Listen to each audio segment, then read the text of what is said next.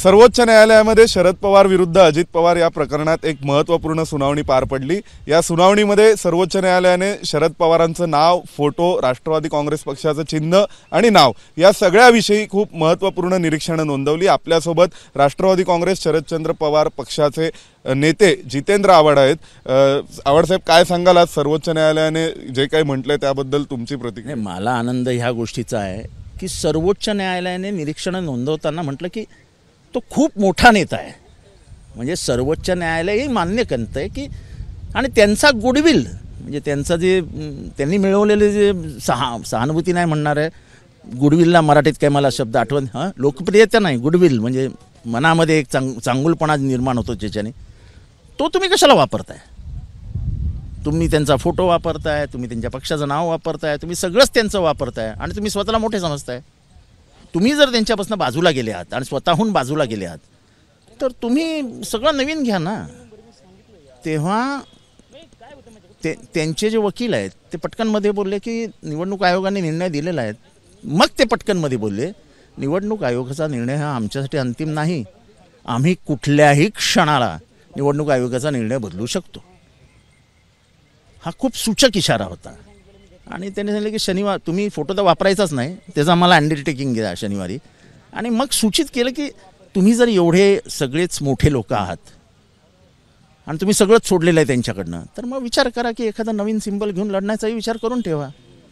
म्हणजे सुप्रीम कोर्टाचे न्यायाधीश ज्यावेळी असं बोलू लागले की you can explore two ideas, की तुम्ही दोघंही वेगवेगळे चिन्ह घेऊन जाऊ शकता समोर, असं एक त्यांनी आयडिया म्हणून मांडली, त्यावेळी तुमच्या मनात नेमकी काय भावना आली? तुमच्या मनात काय भावना आली? तुम्हीच मला आल्याला सांगितलं की कोर्ट खतरनाक वाक्य बोललं की explore new idea about a new symbol, हे तुम्हीच मला सांगितलं, तुमच्या मनात काय आलं?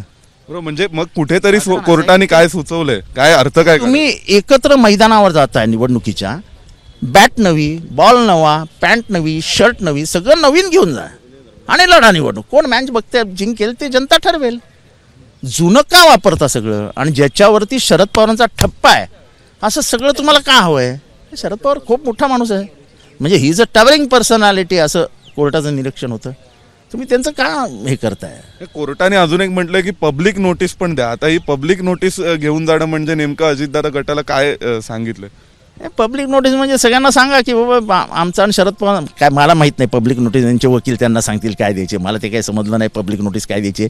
पण ज्या पद्धतीने त्यांच्या ट्विटर हँडलवरती की ज्या पद्धतीने त्यांचे काही नेते बोलत आहेत की आम्हाला फायदा होणार, घड्याळ शरद पवार म्हणजेच राष्ट्रवादी काँग्रेस हे ग्रामीण भागामध्ये लोकांच्या मनात भरलेलं आहे आणि खरं आहे।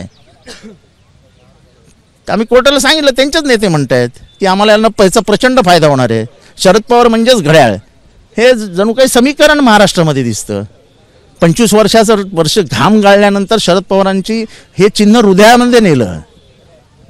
जसं इंदिरा गांधींनी नवीन चिन्ह हात घेतला आणि ते लोकांच्या हृदयावर हात ठेवला, तसं शरद पवारांनी हृदयाचे ठोके घड्याळाशी जुळवून घेतले।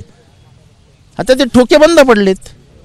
अजून एक प्रश्न म्हणजे अजित पवार गटाच्या वतीने असाही युक्तिवाद करण्यात आला की आम्ही आमच्या कार्यकर्त्यांवर नियंत्रण कसं ठेवू, तेव्हा काहीतरी कार्यकर्त्यांची शिस्त, डिसिप्लिन असे उल्लेख झालाय सुप्रीम। ते आता कोर्टाने काय केलं ते तुम्ही जास्त ऐकलं।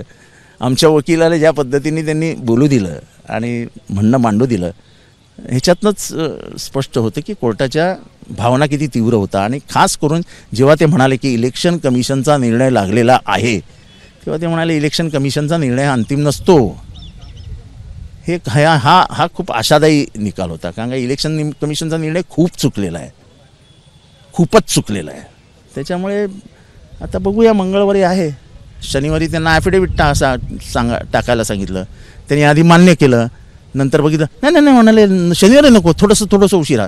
कोर्टाने नेलं नथिंग डुईंग, शनिवारी संध्याकाळी करा। त्यांना त्यांची जी टाळाटाळ चालू होती ती कोर्टाच्या लक्षात आली। आधी कोर्टाने सांगितलं सोमवारीच ऐका, मग ते म्हणाले नाही सोमवारी नाही, आमची खूप कामं आहेत मंगळवारी। म्हणाले ठीक आहे, मंगळवारी सकाळी 10:30 वाजता पहिलं तुमचंच ऐकणार। बघूया आता। तर आजची सुनावणी ही शरद पवारांसाठी आणि शरद पवारांसोबत असलेल्या सर्व पक्षासाठी कार्यकर्त्यांसाठी खूप आशादायी ठरली होती. स्वाभाविक या पुढच्या सुनावणीमध्ये नेमकं काय होतंय, सुप्रीम कोर्ट काय म्हणणार आहे आणि जे ॲफिडेव्हिट अंडरटेकिंग अजित पवार गटाला सादर करायला सांगितलंय त्या अंडरटेकिंगमध्ये काय लिहिलेलं असणार आहे या सगळ्या विषयीची उत्सुकता आपल्याला सर्वांना आहेच. काही दिवसातच या सगळ्या प्रश्नांची उत्तरं मिळतील. व्हिडिओ जर्नलिस्ट मनीष खेरसह सोमेश कोलगे, एबीपी माझा, नवी दिल्ली. एबीपी माझा, उघडा डोळे बघा नीट.